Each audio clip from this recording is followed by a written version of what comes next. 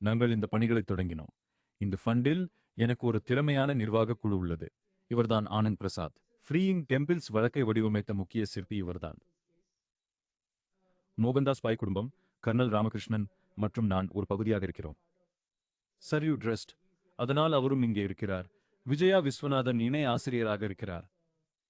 ராஜீவ் மல்ஹோத்ராஜியின் புத்தகங்களுக்கு, சமீபத்தில் வந்த பல புத்தகங்களுக்கு அவர்தான் வாரிசு அல்லது உங்களுக்கு தெரியும். அந்த விஜயா இன்ஃபினிட்டி ஃபவுண்டேஷனை அவரிடமிருந்து எடுத்துக்கொள்வதாக ராஜீவ்ஜி அறிவித்துள்ளார். ராம் ஸ்வரூப் ஒரு உலக புகழ்பெற்ற மார்ஷல் கோல்ட்ஸ்மித் சான்றளிக்கப்பட்ட பயிற்சியாளர் ஆவார். அவர் இந்தியாவில் உள்ள முன்னணி நிறுவனங்களின் தலைசிறந்த சிஇஓக்களுக்கு சிறப்பாக பயிற்சி அளிக்கிறார். மிகவும் புகழ்பெற்ற ஒரு ராணுவ அதிகாரி, மேஜர் ஜெனரல் அரவிந்த் பாட்டியா. சுவாமி வேத் தத்வானந்தா ராமகிருஷ்ணா மிஷனில் 22 ஆண்டுகள் இருந்தார். அவர் சுதர்ஷன் HS அணியின் தலைவர். கையெழுத்து பிரதிகள் மற்றும் கல்வெட்டுகள் செக்ஷன் 8 நிறுவனம்.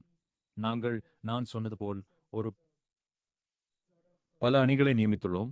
அவற்றின் பணிகள் தொடர்ந்து நடைபெறுகின்றன. ஒரு நிர்வாக குழு உள்ளது. எனக்கு பணம் கிடைக்கும்போது அந்த பணத்திற்கு மேற்பார்வை இருக்கிறது. நான் பணத்தை எடுத்து PMWவில் சுற்றுவதில்லை. முதலில் இந்த அமைப்பின் வரலாற்றை பற்றி சொல்கிறேன். 2016 நாங்கள் 90க்கும் மேற்பட்ட அமைப்புகளுக்கு நிலவரம் வழங்கியுள்ளோம்.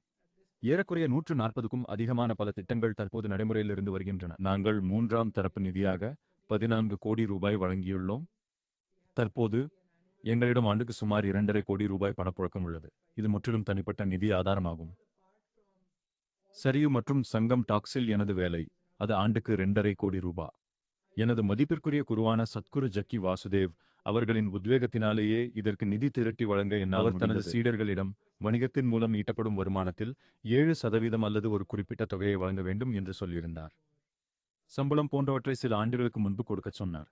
நான் அதை என் சம்பளத்திற்கு செய்ய ஆரம்பித்தேன். ஆனால் என் வணிகத்திற்காக இந்த விதியின்படி சரியு ட்ரஸ்டுக்கு நிதியளித்தேன்.